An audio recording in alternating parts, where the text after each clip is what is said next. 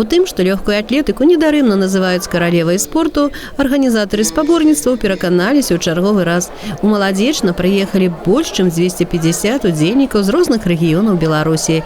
Спартсмены спаборнічалі на бегавых дарожках на розных дыстанцыях, у тым ліку і з бар'ерамі, а таксама ў скачках у вышыню, даўжыню і ў трайным. Зразумела, любы турнір для дзяцей і моладзі – гэта дадатковы вопыт, гэта новыя ўражанні і жаданне палепшыць свае асабістыя рэкорды хаця б на пару секунд ці сантиметров.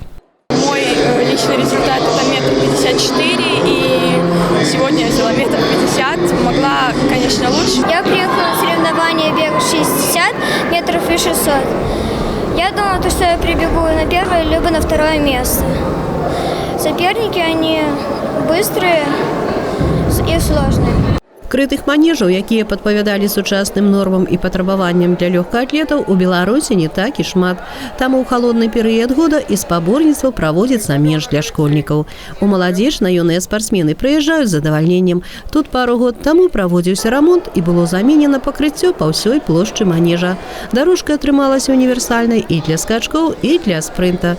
Гэтымі спаборніцтвамі закрываецца зімовы сезон, а ўжо ў красавіку пачынаюцца старты на адкрытым паветры. Мы помимо областных соревнований планируем участвовать в таких же матчевых встречах, как у нас в манеже, только на стадионе в городе Сморгонь, в городе Вилейка. И дальше уже пойдут чемпионаты областей, которые будут отборочны на чемпионат республики. І яшчэ адзін важны нюанс. Паколькі 1 сакавіка – міжнародны дзень барацьбы з наркотыкамі, то свой турнір дзеці і дарослыя прысвяцілі прафілактыцы гэтай негатыўнай з'явы і здароваму ладу жыцця. А яшчэ запрасілі ўсіх жадаючых запісацца ў секцыю лёгкай атлетыкі і пасябраваць на ўсё жыццё з каралевай спорту. Алла Маркелова, Алексей Андреевский, МКТВ.